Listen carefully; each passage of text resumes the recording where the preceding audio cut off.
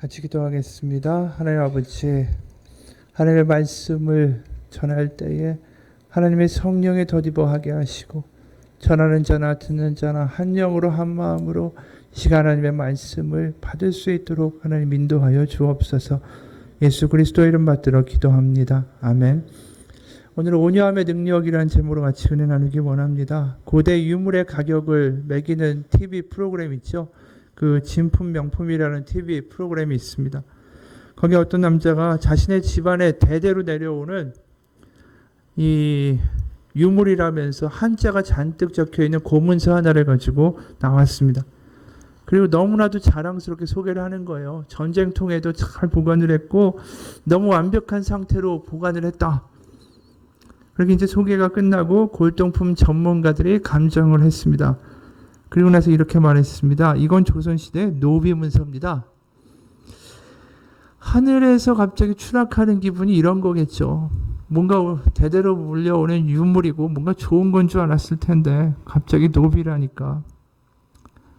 오늘 이런 추락의 경험을 한 사람이 한 사람 등장하죠. 그게 모세입니다. 모세가 이집트의 왕자였습니다. 그랬다가 갑자기 광야의 떠돌이 양치기로 전락을 하게 됩니다.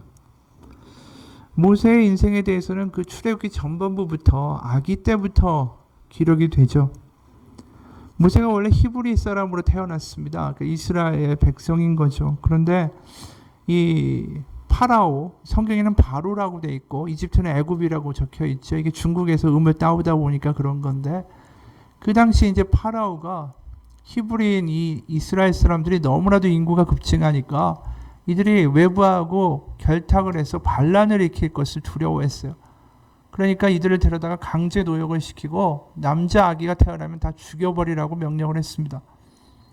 그런 상황에 모세가 태어난 거예요.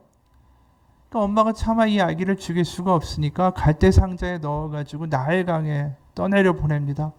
그럴 때 마침 이 이집트의 공주가 그 강에 나와 있다가 이 떠내려오는 아기를 발견을 해요. 그리고 나서 그 모세의 누이가 그 갈대상자가 강을 따라 이렇게 흘러내려가니까 따라 내려가다가 이제 그 공주가 건지는 걸 보고 기지를 발휘해서 얘기를 합니다. 유모가 있어야 되지 않겠냐. 그래서 모세의 친모가 바로 모세의 그 유모가 돼서 키우게 되죠. 출애굽기 1장 10절에 이렇게 말씀되고 있습니다. 그 아이가 자라매 바로의 딸에게로 데려가니 그가 그의 아들이 되니라. 그가 그의 이름을 모세라 하여 이르되 이는 내가 그를 물에서 건져내었음이라 하였더라. 이제 모세가 자란 다음에 그 이집트의 공주의 양자가 된 거죠. 그러니까 왕자가 되기 전에 그가 엄마한테 뭘 배웠을까요? 말도 배우고 또 창세기에서 우리가 보는 아브라함과 이삭과 야곱과 요셉의 이야기들 그런 거 다 들으면서 자라게 됐을 겁니다. 근데 그가 이제 그러다 보니까 나중에 왕자가 되었다 하지만 어릴 적 자신이 이 배우고 듣고 양육된 바를 그런 정체성을 잊을 수가 없죠. 하루는 그가 이집트 사람에게 그 동족 히브리 사람이 심하게 매질을 당하는 것을 보고 분노해서 그 매질을 하는 이집트 사람을 살해합니다. 그리고 묻어버려요. 그리고 나서부터 일이 이상하게 전개가 됩니다. 그게 출애굽기 2장 13절부터 15절입니다. 세 번역으로 보면 이렇게 말씀해요. 이튿날 그가 다시 나가서 보니 히브리 사람 둘이 서로 싸우고 있었다. 그래서 그는 잘못한 사람에게 말하였다. 당신은 왜 동족을 때리오? 그러자 그 사람이 대들었다. 누가 당신을 우리의 지도자와 재판관으로 세웠단 말이오? 당신이 이집트 사람을 죽이더니 이제는 나도 죽일 작정이오. 모세는 일이 탄로난 것을 알고 두려워하였다. 바로가 이 일을 전하여 듣고 모세를 죽이려고 찾았다. 모세는 바로를 피하여 미디안 땅으로 도망쳐서 거기에서 머물렀다. 그러니까 모세는 동족을 도와주려고 한 거예요. 근데 오히려 그들이 이 모세의 살인을 갖다가 폭로해 버렸습니다. 그러니까 그 당시에 왕위를 노리는 사람들이 많잖아요. 그런데 이렇게 책이라도 하나 잡히면 얼마나 그게 위험한 일이에요. 자신의 그 왕자의 자리를 걸고 그 왕자라는 정체성보다는 히브리 사람, 내가 이스라엘 사람이지라는 그런 정체성을 가지고 그 일을 해간 거예요. 굉장히 용기 있는 일이고 어떻게 보면 모험이기도 한 일이죠. 그 안에 분명히 그런 생각이 있었을 거예요. 내가 이 동족을 구해내고 동족을 자유하게 하리라. 그런 생각이 있었을 겁니다. 자신이 그냥 편하게 이집트의 왕자로 살겠다라는 마음만 있으면 그건 뭐 매를 맞던 싸우던 관여할 일이 전혀 아니라는 거죠. 만약에 자신의 안위만을 위해서 생각하는 사람이었다면 오히려 히브리 핏줄을 부인하기 위해서 동족을 더 탄압하는 게 맞는 일이죠. 그게 우리가 일제시대에 본 친일파들의 행각이 아닙니까? 근데 그가 위험을 무릅쓰고 이 히브리 사람을 도왔는데 이 동족이 모세를 배반한 거예요.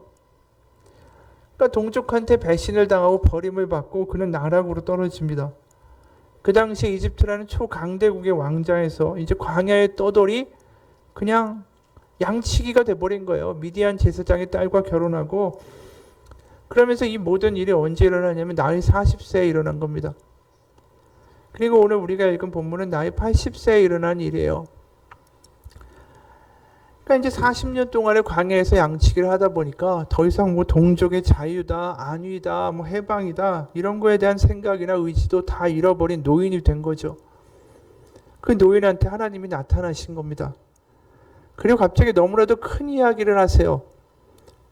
8절에 보면 내가 이 백성을 인도해 아름답고 광대한 땅, 젖과 꿀이 흐르는 땅, 곧 가나안 땅으로 데려가려 하노라. 이제 관심도 없고 의욕도 없는 노인한테 갑자기 이런 이야기를 하시는 거예요. 그러면서 9절에 너는 가라. 그래서 이제 가라. 이스라엘 자손의 부르짖음이 내게 달하고 애굽 사람이 그들을 괴롭히는 학대도 내가 보았으니 이제 내가 너를 바로에게 보내어 너에게 내 백성 이스라엘 자손을 애굽에서 인도하여 내게 하리라. 이 당황스러운 거예요. 이제는 의욕도 없고 힘도 없고 기운도 없는 이 늙은 모세, 이 늙은 노인을 갑자기 부르시는 겁니다. 왜 젊은 나이에 이가 왕자로 있고 의지도 포부도 있고 의욕도 있고 용기도 있고 담대함도 있을 때 부르시지 않고 이제 늙어버린 이 모세한테 오셔서 이런 이야기를 하실까? 그러다 보니까 모세의 반응이 이렇습니다. 11절이에요. 모세가 하나님께 아뢰되 내가 누구이기에 바로에게 가며 이스라엘 자손을 애굽에서 인도하여 내리까? 자기는 이제 아무것도 아니라는 거예요. 의지도 없고 의욕도 없고 힘도 없고 더 이상 내가 청년도 아니고 과거에 권력이 있고 끈도 있고 수하의 부하들도 있는 그런 왕자도 아니고 나는 이제 80 먹은 노인이고 양치기에 불과합니다. 실제로 이 하나님이 너를 보내겠다라고 말씀하실 때 모세의 부정적인 반응들이 이어져요. 출애굽기 4장의 10절과 13절을 보면 모세가 여호와께 아뢰되 오 주여 나는 본래 말을 잘 하지 못하는 자니이다. 주께서 주의 종에게 명령하신 후에도 역시 그러하니 나는 입이 뻣뻣하고 혀가 둔한 자니이다. 말 못한다 라고 얘기해요. 그러면서 13절에 모세가 이르되 오 주여 보낼 만한 자를 보내소서. 완전히 무능하다. 나는 할 수 없다. 하나님이 쓰시겠다고 하지만 계속해서 나는 할 수 없고 무능하다는 이야기만을 반복해요. 그 젊을 때의 패기만만한 왕자 모세는 이제 완전히 죽은 겁니다. 우리가 여기서 이런 생각이 들어요. 왜 하나님은 이러실까? 왜 한다고 할 때는 안 쓰시고 못한다고 하는데 이제 내가 너를 사용하리라 이렇게 하실까? 뭔가 우리의 기대와 우리의 타이밍과는 뭔가 안 맞는 거죠. 하나님 왜 그러실까요? 우리도 마찬가지예요. 어떨 때 보면 하나님은 나의 기대와 좀 안 맞는 분 같아요. 이럴 때 좀 도와주시면 하나님의 영광도 드러나고 일도 잘 풀릴 것 같고 그런데 하나님이 반응을 하지 않으세요. 답답해지죠. 그럼 모세처럼 의욕도 자신감도 다 사라지게 됩니다. 내가 하나님의 일을 하겠다는 건데 나 좋자고 하는 것도 아닌데 하나님 왜 안 도와주세요? 그렇게 기도할 수 있어요. 그게 모세 역시도 마찬가지 아니에요? 자신의 영달을 위해서 한 게 아니잖아요. 동족 살리겠다고 그런 일 한 거 아닙니까? 자기의 부귀와 영화와 명예와 왕자까지 다 걸고서 한 일이에요. 근데 하나님이 반응하시지 않았죠. 도망가지 않도록 뭐 갑자기 역사적으로 위대한 일을 일으켜 주시거나 그게 아니에요. 그냥 40년 동안 광야에 떠돌이 양치기가 돼버렸어요. 그러고 나서 40년 지났는데 이제서 왜요 하나님? 이게 바로 모세의 반응입니다. 그러니까 나는 못합니다. 이젠 할 수도 없고 할 의욕도 없는 사람입니다. 라고 고백을 쏟아내는 거죠. 하나님은 도대체 왜 이렇게 하실까? 그거에 대한 대답이 민수기 12장에 있습니다. 민수기 12장 3절을 보면 이렇게 기록을 해요. 이 사람 모세는 온유함이 지면의 모든 사람보다 더하더라. 바로 모세를 택하신 이유가 뭐냐 하면 하나님이 보시기에 이 땅에서 모세가 그 온유함이 가장 탁월하더라라는 거예요. 그러니까 결론적으로 말하면 하나님이 모세를 사용하신 이유는 이제 온유한 모세이기 때문에, 온유한 자이기 때문에 쓰셨다라는 거예요. 하나님이 사용하시는 자는 온유한 자입니다. 그 온유함이라는 단어가 그 히브리어로 아나부라는 단어예요. 원래 대답하다는 동사 아나에서 파생된 단어입니다. 그러니까 온유함이 대답하다라는 것하고 관련이 있어요. 왜 그럴까? 이 고대 시대에 보게 되면 대답하는 사람은 누구죠? 종이에요. 주인은 명하는 사람입니다. 그러니까 주인만이 명하거나 물을 수 있고 종은 대답하는 사람이라는 거죠. 그래서 온유한 자라는 뜻의 본질은 결국은 종의 자세를 가진 사람을 온유하다라고 말하는 거예요. 그러니까 결국 하나님이 어떤 사람을 쓰시는가? 자기의 말을 들을 사람, 겸손하고 순종할 수 있는 사람, 하나님을 따라가는 사람을 찾기 원하셨다라는 거예요. 모세가 젊을 때는 어땠냐면 자기가 먼저 튀어나가고 하나님이 그 뒤를 따라오는 방식이었어요. 자기가 먼저 뭔가를 뜻을 정하고 달려가면 하나님 그것에 대하여 응답하여 주옵소서. 이 일이 좋은 거 아닙니까? 자신이 먼저 나가고 하나님이 그 다음에 그것을 들어달라고 하는 식이었다라는 거죠. 근데 이제는 그게 아니에요. 하나님 먼저 가시고 나는 그 다음에 그냥 갈 뿐이에요. 그런 온유함이 어떻게 보면 우리는 기운 없어 보이는 것 같기도 하잖아요. 근데 하나님은 그 온유함을 만들기 원하셨어요. 몸에 기운이 빠지는 걸 오히려 원하셨다라는 거예요. 그게 기운이 빠지기까지 40년의 시간이 필요했어요. 그러면서 자신의 힘과 능력과 지식과 왕자라는 것, 그 모든 것 싹 다 사라지고 나서 이제 완전히 주님만 의지하게 되고 그의 고백이 뭐죠? 나는 무능합니다. 나에게는 아무런 힘이 없습니다. 이 고백을 하는 단계까지 모세가 이르게 됐어요. 만약에 젊은 나이에 모세를 만나주셨다면 이런 고백하지 않아요. 하나님 제가 가지고 있는 능력과 힘과 그 권능과 연주를 다 이용해서 하나님 이 일을 제가 감당하겠습니다. 그럼 자신의 모자란과 무능함을 고백할 수 있었을까? 아니에요. 40년의 시간 동안에 그는 이제 완전히 자신의 모자람과 자신이 할 수 없음을 완전히 인정하는 사람으로 변화됐어요. 그 이야기는 뭘까요? 이제 자신을 의지하는 것을 포기한 사람이 됐다는 거예요. 그러니까 자신의 문제 해결 능력이 이제는 없다. 나는 더 이상 괜찮은 사람이다라고 포장하는 걸 포기하는 거. 더 이상 자기 만족으로 일을 하려고 하지 않는 거. 그게 바로 온유한 사람이 된 거예요. 그렇기 때문에 자기를 의지하지 않는다. 이것이 그렇다고 해서 무능하거나 소극적이거나 그냥 남의 말 잘 듣는 착한 사람 아니면 심지어 자기 비하 이런 것을 의미하지 않습니다.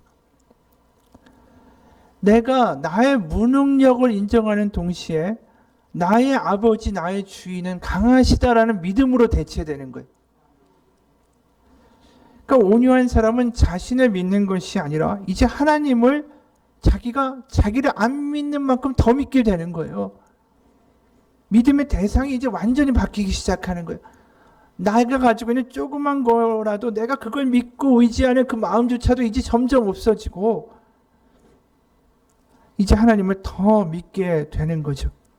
그러면서 자신이 아니라 하나님이 온전한 자신의 주인의 자리에 오르시도록 자신을 내어드리는 겁니다. 그럴 때 어떤 일이 벌어지냐면 자유가 와요. 나로부터 자유예요. 내가 이것을 해야 되고 내가 무엇을 해야 되고 내가 책임져야 돼. 내가 이게 아니라 하나님 저 원래 무능합니다. 하나님 아니면 안 됩니다. 그럴 때 우리는 온유함을 획득하게 돼요. 그러면서 자유를 얻게 돼요. 뭐로부터 자유? 나로부터 자유예요. 나로부터 자유.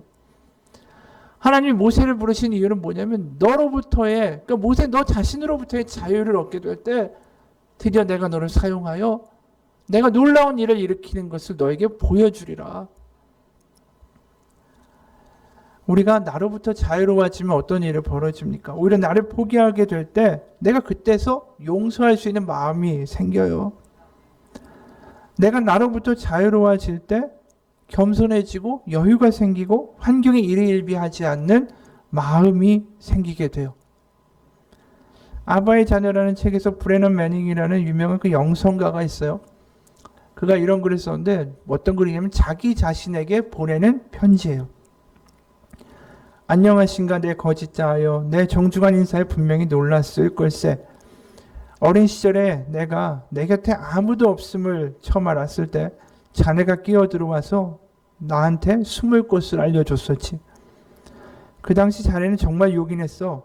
자네의 개입이 아니었다면 나는 겁에 질리고 두려움에 얼어붙었을 걸세. 자네가 내 곁에 있으면서 내 발달 과정에 중대한 보호 역할을 해주었지. 고맙네. 자네는 내게 누구에든지 참 자아를 숨기는 법을 가르쳤네. 감춰두고 억압하고 뒤로 물러나는 평생의 과정에 시작을 한 걸세. 자네의 풍부한 지원 때문에 나는 살아남을 수가 있었지. 하지만 그때부터 자네는 악한 면을 내보이면서 내게 거짓말을 시작했어. 이렇게 속삭였지. 브레는 그렇게 어리석게 계속 너의 마음을, 너 속을 보여주다가는 그나마 몇 안 되는 오랜 친구들마저 다 너 버려두고 떠날 거야. 감정을 닫아. 기억의 문을 닫아 걸어. 의견을 보이지 마. 속마음을 보이지 말고 어디를 가든 무난히 어울리도록 처세술을 길러. 그렇게 정교한 위장과 기만의 게임은 그렇게 시작됐네. 효과가 좋았기 때문에 나는 의의가 없었지. 세월이 흐르면서 자네와 나는 여기저기서 칭찬을 들었네. 우리는 의기양양해서 게임이 지속돼야 한다라고 결론 지었지. 하지만 자네에게는 자네를 억제하고 제어해 줄 사람이 필요했네. 나는 자네를 길들일 만한 안목도 용기도 없었어. 그래서 자네는 장군처럼 계속 휘젓고 다니면서 닥치는 대로 규합했지. 관심과 인정을 받으려는 자네의 욕구는 끝과 만족을 몰랐네. 나는 자네의 거짓말을 한 번도 지적하지 못했지. 나 자신도 속고 있었으니까. 자네에게는 관심과 사랑과 안전한 거처가 필요하지. 오늘 내가 줄 선물은 자네가 무의식 중에 가기 원했던 곳으로 이제 자네를 이끌어가는 것일세. 바로 예수님의 임재안이지. 자네 멋대로 놔주던 날은 이제 끝났네. 지금부터는 진정하게 아주 차분하게 진정하는 걸세. 그분의 임재 안에서 이미 작아지기 시작한 자네의 모습이 보인다네. 작은 친구여, 내 한 가지 가르쳐줄까? 자네는 그렇게 작을 때가 훨씬 매력이 있다네. 물론 자네가 갑자기 넘어져 죽지는 않을 걸세. 자네가 때로 심기가 불편해져 한바탕 소란을 부릴 것이라는 것도 알지. 하지만 예수님 임재 안에 지내는 시간이 길어질수록 자네는 그분의 얼굴에 더 익숙해져 점점 아첨이 덜 필요하게 될 걸세. 그분으로 족하다는 것을 직접 깨닫게 될 테니 말일세. 이 말이 좀 어렵죠. 근데 하지만 내가 그동안 나의 거짓자와 같이 살았다라는 거예요. 사람들에게 보여주는 나의 또 다른 가면의 얼굴들이라는 거죠. 그렇게 해야 살아남을 수 있고, 그렇게 해야 외롭지 않을 수 있고, 그렇게 해야 칭찬과 인정을 받을 수 있으니까. 그러면서 내 안에 있는 참자아는 죽어가고 있었다라는 고백이에요. 그럼 진정한 자유는 뭘까요? 그 거짓자로부터 자유로워지는 거예요. 내가 무능하다고 인정해버리는 순간 나는 더 이상 거짓자를 의지할 필요 없어요. 진정한 아버지 하나님을 의지하게 되는 거예요. 내가 하려고 하면 나는 가면을 100개도 써야 돼요. 힘들어도 웃는 척 해야 되고, 마음에 안 들어도 좋아하는 척 해야 되고, 그걸 내 힘으로 어떻게 버텨내려고 하다 보니까 수많은 가면들이 우리 안에 필요한 거예요. 내 주머니에 얼마나 가면이 많아요. 필요할 때마다 꺼내 쓰잖아요. 그게 얼마나 힘든 삶이에요. 근데 하나님 가운데 포기해 버릴 때 그 거짓 가면들을 다 버리는 거예요. 그리고 하나님 만날 때 자유함이 오는 거고요. 내가 책임지는 게 아니라 이제는 하나님을 더 믿는 거예요. 그러면서 그게 온유해진다라는 표현을 쓰는 겁니다. 하나님이 주인 되시고 하나님이 내가 가면을 쓰지 않아도 내 삶을 책임지신다라는 확신이 생기기 때문이에요. 그 이야기는 온유함은 나한테 집중하고 내가 지키려는 그 애쓰는 노력과 시도로부터 자유한 겁니다. 그래서 그분 안에 거하면서 내가 나를 지키는 대신 나를 하나님께 집중하고 하나님은 나를 지키신다. 그 믿음을 가지고 살게 되는 사람이 온유한 거예요. 그러니까 일일비하지 않고요. 가면 쓰려고 하지도 않고요. 분노로 반응하지도 않고요. 내가 하면 뺏어갔다고 화내지도 않고 나 칭찬 안 해줬다고 분노하지도 않아요. 바로 40년의 시간 동안에 모세가 한 게 뭐죠? 그 가면들을 다 버린 거예요. 이제 아무것도 없어요. 그냥. 그런데 오늘 하나님을 만나게 되죠. 그러면서 나의 무능력으로 이야기가 끝나는 게 아니라 나는 무능하지만 하나님이 하신다. 나는 하나님을 따라갈 뿐이다. 그 가운데 승리가 있고 하나님이 나를 책임지신다라는 확신이 생기는 거예요. 그게 온유함이 약한 것 같지만 굉장히 강력한 힘이라는 거예요. 그렇기 때문에 우리는 온유함이 연약하다라고 오해하면 안 돼요. 온유하면은 끈질김이 있고요. 확신이 있고요. 포기하지 않음이 있어요. 그래서 모세를 얼마나 많이 흔들어요. 백성들이. 꿈쩍도 안 해요. 모세가. 그들한테 화도 안 내고요. 그럴 때마다 하나님 앞에 가서 엎드려요. 그 하나님이 늘 모세의 기도를 들으시고 그를 이끌어 주셨어요. 한동대에 김영길 총장님이란 분이 있었어요. 돌아가셨는데 이분이 한동대가 이제 기독교 교육과 하나님을 모토로 해서 세워진 대학이다 보니까 여러 가지의 그 문제들이 많았어요. 처음에 지을 때 완전히 대학교가 이 기독교를 표방하니까 구설수도 많았고 어려움도 많았고 재정난도 있었고 그러다 보니까 일간지에 이 총장님을 비난하는 기사가 광고로 엄청나게 크게 나왔습니다. 그러니까 그걸 보고 아내가 펑펑 울었어요. 어떻게 우리가 포기하고 하나님 쫓아서 여기까지 왔는데 어떻게 사람들이 이렇게 오해를 할까? 그런데 이 총장님 본인은 정작 식사도 하지 못하고 잠도 못 잘 것 같은데 너무나도 편하게 식사도 하고 코까지 골면서 잠을 자는 거예요. 그러니까 사모님이 하도 어이가 없어서 당신은 그런 일 당하고도 억울하지도 않아요? 막 화를 냈어요.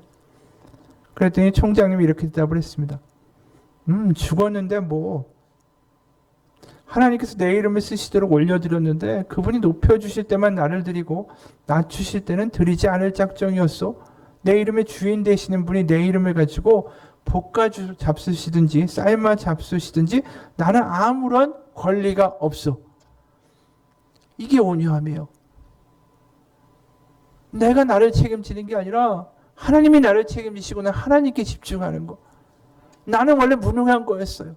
하나님이 하셔야 되는 거였어요. 그게 자기 안에 너무나도 분명하기 때문에 편하게 먹고 편하게 자는 거예요. 나를 의지하지 않기 때문에. 실제로 이 온유하다는 단어의 헬라어는 연약함을 의미하지 않아요. 어떨 때 이 온유함이라는 단어가 쓰였냐면 아주 늠름한 말이 있습니다. 그 말이 주인의 사소한 명령에도 탁탁탁 움직이고 뛰라고 그러면 전력을 다해서 뛰고 그런 말을 온유하다라고 표현했어요. 그러니까 그 안에 능력이 없는 게 아니에요. 그 안에 나를 의지하는 게 아니라 하나님을 의지하고 하나님 말씀에 따라 사는 그것이 있을 때 그게 온유한 거예요. 온유함에 힘이 있고요. 자유가 있고요. 여유가 생기는 거예요. 바로 모세가 주인을 만난 거예요. 오늘 자기의 모든 게 무능력으로 이제 다 고백됐을 때 거기에 전부가 되신 하나님을 만나게 되는 거죠. 이제 드디어 그 자신의 근거할 힘과 수단과 세상적인 권력과 이것들이 다 광야에서 이제 씻겨져 내린 다음에 하나님을 만나고 나서 그가 어떻게 변하냐 하면 이제 80대에 아무런 근거도 없고요. 힘도 없고 연줄도 없잖아요. 40년 지났으니까 자기가 왕궁에 있던 사람이 어디 있어요. 그 당시에 파라오는 막강한 신이었습니다. 그 앞에 가서 이렇게 말합니다. 출애굽기 5장 보면 1절에 그 후에 모세와 아론이 바로에게 가서 이르되 이스라엘 하나님 여호와께서 이같이 말씀하시기를 내 백성을 보내라. 그러면 그들이 광야에서 내 앞에 절기를 지킬 것이니라. 파라오 앞에 가서 하는 말이 뭐냐면 내 백성을 보내라. 하나님의 말씀을 전하는 거예요. 자유한 거예요. 어차피 내 힘으로는 택도 없는 일이에요. 어떻게 이 수백만이 되는 백성을 이끌고 애굽에서 나가겠어요. 애초에 택도 없는 일이지. 그런데 이렇게 담대해요. 자유해요. 드디어 그는 광야에서 다른 사람의 기대나 인정이나 내 힘이나 이런 거 다 갖다 버리고 바로 하나님을 주인으로 섬기는 하나님이 전부가 되는 삶의 진리를 얻었어요. 바로 우리에게도 다른 게 필요한 게 아니에요. 우리가 무능하다고 고백하면 고백할수록 나에 대해서 포기할수록 그 자리에 하나님이 들어오시는 거예요. 그분을 많이 인정할수록 우리는 온유해지고요. 더 자유로워지고 더 담대해지는 겁니다. 모세는 그러기 때문에 자신의 능력, 사람들의 인정 그거 다 없어진 자리에 진짜 주인 되시고 전부 되시는 하나님을 만나게 됐어요. 근데 그 하나님은 어떤 하나님이냐 하면 정말 놀라운 모습으로 나타나셨어요. 그게 출애굽기 오늘 읽은 본문의 2절부터 5절이에요. 여호와의 사자가 떨기나무 가운데로부터 나오는 불꽃 안에서 그에게 나타나시니라. 그가 보니 떨기나무에 불이 붙었으나 그 떨기나무가 사라지지 아니하는지라. 이에 모세가 이르되 내가 돌이켜 가서 이 큰 광경을 보리라. 떨기나무가 어찌하여 타지 아니하는고 하니 그때에 여호와께서 그가 보려고 돌이켜 오는 것을 보신지라. 하나님이 떨기나무 가운데서 그를 불러 이르시되 모세야 모세야 하시매 그가 이르되 내가 여기 있나이다. 하나님이 이르시되 이리로 가까이 오지 말라. 내가 선 곳은 거룩한 땅이니 내 말에서 신을 벗으라. 그 하나님이 나타나신 장소가 어디냐면 떨기나무라고 이야기해요. 우리 그냥 그런가 보다 이렇게 생각하죠. 근데 떨기나무가 큰 나무가 아니에요. 그냥 덤불 같은 나무예요. 보잘것없는. 근데 거기에 하나님이 오셨어요. 우리가 생각해 봅시다. 모세 당시에 신의 임재를 볼 수 있는 건 신전뿐이었어요. 그 신전의 사이즈가 얼마나 컸을까? 우리가 지금 이집트에 가보면 파라오의 무덤인 피라미드도 크잖아요. 스핑크스가 얼마나 커요. 그런데 그 당시에 그들이 태양신 라를 섬겼잖아요. 그럼 태양신의 신전이 얼마나 컸겠어요. 그리고 태양신이니까 금으로 완전히 도배를 했겠죠. 바로 그곳이 신이 임하는 곳이에요. 모세가 태어나서 하나님을 처음 만났죠. 근데 그 장소가 엄청 웅대하고 번쩍거리는 신전이 아니라 사막의 조그만 떨기나무에 하나님이 임하신 거예요. 그게 얼마나 놀라운 것을 말하고 있는지 모릅니다. 바로 모세가 만난 하나님은요, 힘과 권력의 하나님 아니고요, 강자의 하나님 아니고요, 군림하는 자를 더 이뻐한 하나님이 아니라 약자인 모세 80세의 양치기를 만나기 위해서 사막에 보잘것없는 나무 가운데 임하시는 하나님을 만난 거예요. 자기의 무력한 가운데 찾아오신 하나님은 너무나도 생각지도 못한 곳에 임하셨어요. 그리고 그 떨기나무에 나타나신 하나님은 12절에 이렇게 말씀하세요. 하나님이 이르시되 내가 반드시 너와 함께 있으리라. 저 하늘에서 내가 너와 함께 있으리라. 그게 믿어지겠어요? 그 광야에 보잘것없는 땅 가운데 숲을 가운데 하나님이 내가 너와 함께 있다라고 하는데 어떻게 그게 믿어지지 않겠어요? 그걸 신뢰하게 되고요. 나의 무능한 가운데 그 바닥에 있을 때 다가오신 하나님을 만나게 됐을 때 그 모세는 더 이상 자기를 의지하는 게 아니라 진짜 하나님 믿을 만한 분이구나라는 걸 고백하게 되는 겁니다. 감옥의 재수자들을 목회하시는 목사님이 있어요. 이 독방이 보면 이 다 하나하나 따로 돼 있고 서로 옆방의 죄수들하고는 대화를 못하게 되어 있습니다. 이 미국 교도소 얘긴데 그러다 보니까 대화를 못하고 사는데 희한한 게 이 변기가 있는데 변기에 물을 동시에 이쪽하고 저쪽이 내리게 되면 물이 내려가면서 파이프에 공간이 생기고 그러면서 그 순간에 이야기를 하면 옆방의 재수자들하고 이야기를 할 수 있다는 걸 알게 된 거예요. 그러면서 믿음이 생긴 이 재소자들이 옆방에 있는 믿지 않거나 아니면 힘들어하는 그 재소자들에게 뭘 해주냐 하면 변기에 물을 내리면서 성경 말씀을 읽어줬어요. 그게 뭐냐면 시편 23편이에요. 여호와는 나의 목자시니 내게 부족함이 없으리로다. 변기에 물을 내리면서 옆방에게 들려주는 그 말씀이 그 깜빵 가운데 처절하게 있을 때 소망이 되고 빛이 되고 새 삶을 꿈꾸게 하는 힘이 됐어요. 그러면서 그들이 그 하루에 그 말씀을 가지고 살아가기 시작하고 변화되는데 이 목사님이 이런 얘기를 했습니다. 하나님께서는 얼마나 겸손하신지 더러운 변기에 입술을 통해서 말하시는 것조차 부끄러워하지 않으셨다. 이 마찬가지예요. 떨기나무 큰 나무 아닙니다.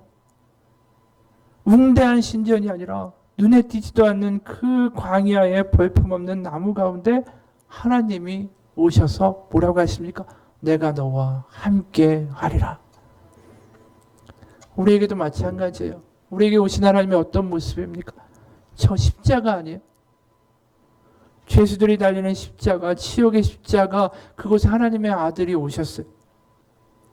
이 땅 가운데 낮은 곳에 오셔서 구유에 태어나시고 처참하게 모욕받으면서 죽으시는 그 자리 우리 가운데 오셨어요.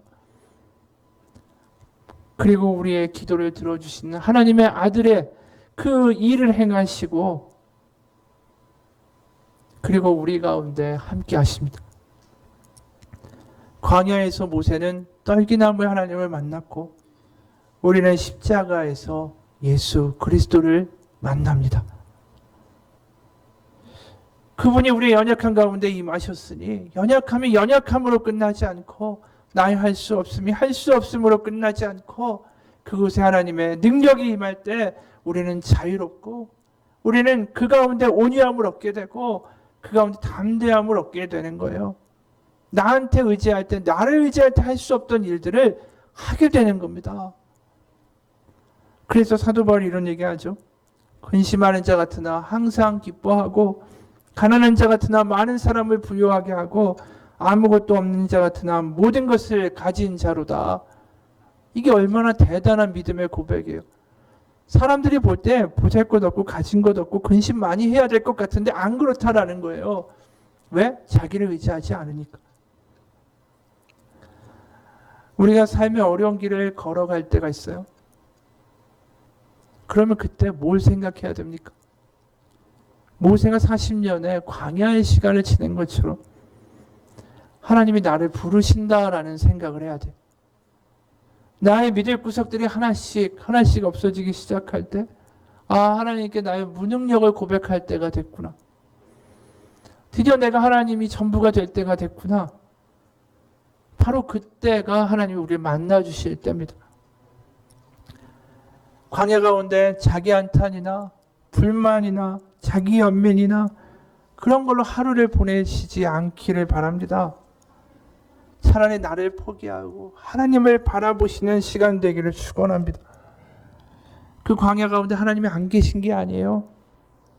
하나님이 우리의 온유함을 만들기 위하여, 하나님이 우리에게 자유를 진짜 주기 위하여 우리의 가진 것들을 떼어내시는 시간이에요. 그게 왕자였던 모세가 죽는 시간이었고 새로운 종, 하나님의 능력의 종 모세가 탄생하는 과정이었습니다. 내가 포기한 그 땅에 하나님이 임하시는 겁니다. 하루살이 엄마입니다라는 책이 있어요. 그 글이 있습니다. 한 엄마가 아이를 양육하면서 너무나도 좌절스러운 그런 경험들을 해요. 그러면서 고백한 게 뭐냐면 전 하루살이 엄마입니다. 이렇게 썼어요. 2딸을 지우고 남편을 기다리는데 남편이 퇴근에 들어오는 소리가 들렸다. 아이들이 깊이 잠든 걸 확인하고 남편 방으로 갔다. 여보 왔어요? 왜 앉았어? 무슨 일 있어? 여보 나 정신병원에 가야 할 것 같아. 라고 말하는 내 눈에 눈물이 주르륵 흘렀다. 갑자기 아내가 닭똥 같은 눈물을 흘리며 정신병원을 가야 하겠다라고 하니까 남편이 얼마나 놀랐을까. 나는 그렇게 눈물로 남편에게 말하기 시작했다. 지금까지 살아오면서 내가 그렇게 나쁜 사람이라고 생각해 본 적이 없다. 그런데 아기를 낳고 키우면서 나는 내 안에 있던 드러나지 않던 분노의 실체를 보고 말았다. 어느 날 보건소에서 실시하는 영양 플러스 사업에 대해 듣고서 우리 마지가 해당될까 싶어 보건소에 갔다. 키와 몸무게를 재고 간단한 피검사로 비뇨 체크를 하는데 마지막에 이 딸이 체중계에 올라가려고 하지 않았다. 그런 딸 세이와 어떻게든 올라가게 해서 무게를 재게하려는 나사의 실랑이가 벌어졌다. 보건소 선생님도 이런 아이는 처음 본다는 듯이 표정이 안 좋아지셨다. 결국 세이는 울면서 모든 검사를 마쳤지만 집으로 돌아오는 길에 나의 화는 가실 줄을 몰랐다. 세이에게도 화가 났지만 우유나 달걀 여러 가지 식품을 지원받을 수 있다는 소식에 어떻게든 받아보겠다고 데려간 내가 구차하게 느껴져서 더 화가 났다. 집으로 돌아오자마자 나는 온갖 분노를 딸에게 퍼부어댔다. 내 모습은 이성을 잃은 것 같았다. 그리고 나서 몰려오는 자괴감은 이루 말할 수가 없었다. 괴로움 그 자체였다. 이 일 이후에도 이성을 잃은 것처럼 분노하는 내 모습을 보면서 괴로워하다가 그날 밤 남편에게 정신병원에 가야 할 것 같다고 말한 것이다. 그리고 우리는 어떻게 할까 하다가 매일 성경을 읽고 암송하고 기도하며 그렇게 이겨내 보기로 했다. 하지만 나의 분노 문제가 쉽게 해결되지 않았다. 기도와 말씀이 충만할 때는 좋은 엄마였지만 영적으로 침체하거나 육체적인 피로와 한계에 부딪히게 되면 여전히 분노하는 엄마였다. 나는 아이들에게 이런 부끄러운 엄마의 모습을 보여주기 싫었다. 나는 사도 바울과 같이 나를 본받으라고 말하는 그런 삶을 사는 엄마가 되고 싶었다. 나는 몸부림을 쳤다. 둘째를 출산한 지 100일이 안 되어서 첫째를 유모차에 태우고 갓난쟁이 둘째는 없고 새벽 기도에 나갔다. 그리고 간절히 기도했다. 하나님, 전 하루살이 엄마입니다. 오늘 주시는 은혜로 오늘 하루 승리하며 이 아이들을 감당하면 전 그뿐입니다. 그날 부어주시는 주님의 은혜로 부끄러운 엄마가 아닌 사명자로 살게 하옵소서. 그렇게 매일 기도하는 어느 날 이런 감동이 들었다. 정말 나는 죄인 중에 괴수구나. 이렇게 해봐도 저렇게 해봐도 어쩔 수 없는 나는 죄인이구나. 그런데 하나님은 어떻게 해도 안 되는 죄인된 나를 구원해 주셨구나. 하나님은 내가 엄마가 되고 나서야 내가 얼마나 분노가 많은 사람인지 내가 얼마나 죄인인지의 절망을 뼛속 깊숙이 느끼게 해주셨다. 이 죄덩어리인 나를 아무 하나님의 영광에 도움이 안 되는 나를 구원해 주시고 예수님 알게 하시니 얼마나 감사했는지, 죄의 고통 속에서 내가 얼마나 망가져 있는지조차 알지 못하며 그렇게 살아가던 삶 가운데 나를 깨닫게 하신 것, 그것은 바로 내가 엄마가 되고 나서였다. 나는 괜찮은 사람이라고 생각했던 거 하나님 다 무너뜨리시고 죄로 얼룩진 절망스러운 나 자신의 모습 위에 십자가의 복음을 세우셨다. 그 구원이 얼마나 값진 것인지 깨닫게 하셨다. 값을 치르신 그 십자가만이 나의 유일한 소망이 되셨다. 이게 이분의 고백이에요. 이런 엄마를 둔 아이들이 얼마나 행복할까 그런 생각해요. 자신의 무능력을 경험할 때 그때 진짜가 오는 거예요. 그냥 자기가 괜찮아, 나는 괜찮은 사람으로 생각하면서 신앙생활 했을 때 과연 이런 고백을 하고 이렇게 하나님의 은혜를 절절히 느낄 수 있었을까? 아니에요. 그가 매일 하루하루마다 새벽에 하나님 앞에 엎드려서 기도할 때 뭘 고백하겠어요? 나의 무능력을 고백하지 않겠어요? 그러면서 무릎 꿇는 엄마, 그 엄마는 반드시 승리하게 돼 있어요. 왜냐하면 깨어진 상처 가운데 하나님이 새 일을 행하시기 때문입니다. 바로 자기에게 가능성이 없다라는 것을 인정하는 순간에요, 그때 하나님의 일이 시작되는 거예요. 바로 광야 가운데 이제 나의 이야기는 끝났다고 할 때 하나님의 이야기가 시작이 되잖아요. 어떤 이야기입니까? 모세가 감당도 못할 이야기예요. 이 백성을 데리고 가나안 적과 꿀이 흐르는 광대한 땅으로 인도하여 내리라. 여러분, 광야와 고난은 내가 피할 수 있는 게 아니에요. 나의 수단이나 나의 생각이나 나의 재주가 아니에요. 오히려 하나님, 저는 무능합니다. 그 고백만이 광야를 벗어나게 되는 유일한 길이에요. 내가 지금 힘들다면 내가 언제까지 나를 믿고 살 것인가? 내가 언제까지 남편을 믿고 살고 아내를 믿고 살고 자식만 믿고 살 것인가? 내가 하나님을 정말 믿어야겠다. 그 생각을 하는 시간이 되시기 원합니다. 죽으면 부활이 있어요. 그렇게 광야 가운데 더 이상 내 것을 의지하지 않고 하나님 무능력함 가운데 하나님을 찾고 기도하는 자녀를 하나님이 결단코 외면하시지 않습니다. 그 자리에 임하세요. 떨기나무에 임하신 하나님, 십자가에 임하신 하나님이 우리의 무능력 가운데 고백하는 탄식 가운데 분명히 임하십니다. 그런 자녀를 더 이상 두고 볼 수 없기 때문에 그러면서 하나님을 경험하게 되는 거예요. 내가 내일 다 마음대로 하면서 하나님 내가 원하는 걸 이루어달라고 하는 사람은 어떻게 하나님을 경험하겠어요? 광야에서 하나님을 경험하고 그 다음에 하나님의 놀라운 일들을 감행해 나가는 하나님의 온유한 사명자가 되는 겁니다. 마지막으로 오늘 목사님의 간증을 하나 전하고 마치도록 하겠습니다. 언젠가 월요일날 쉬면서 아내와 함께 TV 동물농장이라는 프로그램을 보았다. 보면서 나도 모르게 울컥울컥 눈물이 나서 혼났다. 폐지를 주어서 생활하던 한 남자와 그가 기르던 강아지 또리의 이야기였다. 그 남자는 연로하신 어머니를 모시고 살았는데 얼마 전에 치매를 앓던 어머니는 돌아가시고 설상가상으로 불행이 연이어 닥쳤다.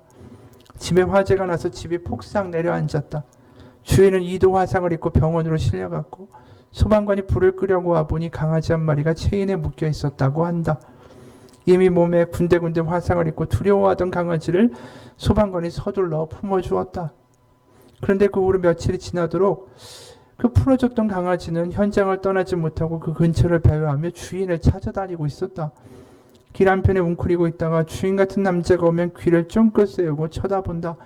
그러다가 틈틈이 다 타버린 집으로 돌아와 무언가를 찾는 것처럼 이곳저곳 헤매며 주인의 흔적을 찾아 냄새를 맡다가 너무나 구슬프게 우는 것이 아닌가. 나는 개가 짖는 소리는 들어봤어도 개가 우는 소리는 처음 들었다. 상처를 입은 채 거리를 배회하는 강아지를 그대로 둘 수 없어서 방송국 관계자가 구조하여 화상 치료를 받게 해주었다. 그런데 그 과정에서 그걸 보면서 가장 가슴이 아팠던 것은 몸의 상처는 치료만 잘 받으면 쉽게 회복되겠지만 상처받은 강아지의 마음의 상처는 치료가 잘 이루어지지 않았다라는 것이다. 마음의 상처가 커서 밥도 먹지 않고 도움의 손길을 외면하고 있는 강아지의 모습에 가슴이 아팠다. 그 강아지를 도와줄 수 있는 사람은 아저씨뿐이었지만 그 역시 화상 치료 중이라 외부 출입이 불가능한 상황이었다. 그래서 제작진은 또리라는 이름을 가진 그 강아지에게 주인의 채취를 맡게 해주려고 주인이 쓰던 지갑과 모자를 가져다 주고 주인의 모습을 노트북에 담아 보여주었다. 그리고는 주인의 목소리를 들려주었다. 또리야, 이리 와 밥 먹자. 그렇지, 또리야, 밥 먹어. 이따가 저기 바람 쐬러 가자. 그 정도의 간단한 음성이 들린 영상이었다. 이 정도로 깊은 상처를 입은 강아지의 마음이 풀릴까 싶었지만 주인의 목소리가 들리는 순간 기적이 일어났다. 시리에 빠져 축 처져 있던 강아지가 일어나 밥을 먹는 것이 아닌가. 눈으로 보면서도 달라진 강아지의 태도가 믿겨지지 않았다. 어떻게 영상으로 나오는 주인의 말 한마디에 그렇게 금방 회복될 수가 있단 말인가. 그 장면을 보는데 그렇게 눈물이 났다. 다음날 새벽 말씀을 묵상하는데 갑자기 그 강아지의 모습이 스쳐가면서 눈물이 왈칵 쏟아졌다. 저것이 내 모습이구나. 저것이 내 모습이 되어야 하는 거구나. 우리가 이제 하나님을 바라할 때입니다. 우리가 어려울 때 하나님을 바라보지 아니하면 무엇을 바라보겠어요? 광야에서 하나님이 내가 전부다라고 말씀하시는 거예요. 광야에서 우리를 던지라고 말씀하시는 겁니다. 그러면 자유와 소망을 얻을 것입니다. 나의 이야기가 끝난 곳에 하나님의 이야기가 시작될 거예요. 출애굽의 위대한 이야기는 모세의 이야기가 완전히 끝나버렸을 때 시작됐습니다. 부활의 위대한 이야기는 12제자가 예수님이 죽음 앞에서 자신의 이야기가 이제 끝났다라고 절망할 때에 부활의 이야기가 시작됐어요. 이제 환경을, 내 주변을, 내가 할 수 있는 그 무언가를 찾기보다 하나님을 내 몸과 마음과 뜻을 다해 구하십시오. 그러면 그분이 오십니다. 너희는 여호와를 만날 만한 때에 찾으라. 가까이 계실 때에 그를 부르라. 악인은 그의 길을, 불의한 자는 그의 생각을 버리고 여호와께로 돌아오라. 그리하면 그가 긍휼히 여기시리라. 우리 하나님께로 돌아오라. 같이 기도하겠습니다. 하나님 아버지, 하나님을 믿는다라고 말은 하지만 하나님께 나를 걸 생각은 하지 못하고 살아가는 거짓 믿음의 삶을 살게 하지 마시고, 이 어려운 환경 가운데에 이것도 안 되고 저것도 안 될수록 이제 하나님이 나를 부르신다라는 하나님의 부르심을 들을 수 있는 우리가 되기 원합니다. 나의 무능력 가운데 나의 전부가 되어주기 위하여 이 땅 가운데 오신 하나님을 만날 때 그곳에 자유가 있고, 그곳에 능력이 있고, 그곳에 소망이 있고, 그곳에 온유함이 임합니다. 내가 원하는 것을 달려가며 하나님 도와달라고 하는 자가 아니라 이제 하나님의 일, 더 놀라운 일에 참여할 수 있는 하나님의 초대를 받는 자가 될 것입니다. 하나님, 매일매일 우리가 기도하기 원합니다. 그냥 겉으로만 신자가 아니라, 겉으로만 믿는다라고 하는 게 아니라 정말로 하나님을 믿는 자가 되기 원합니다. 내가 원하는 것이 이루어질 것을 믿는다라는 신앙이 아니라 하나님은 나의 주인이시고 나의 왕이십니다. 정말로 믿는 믿음의 고백을 이 어려운 광야의 시절 가운데 고백하게 하여 주옵소서. 그 고백 가운데 하나님 임하셔서 우리의 전부 되시고, 우리의 소망 되시고, 우리의 능력 되셔서 우리가 할 수 있는 것보다 더 큰 놀라운 일을 행하신 하나님을 경험하는 우리의 신앙의 삶이 될 수 있도록 하나님 역사하여 주옵소서. 살아계신 우리 주 예수 그리스도의 이름 받들어 기도합니다. 아멘. 우리 같이 헌금하겠습니다.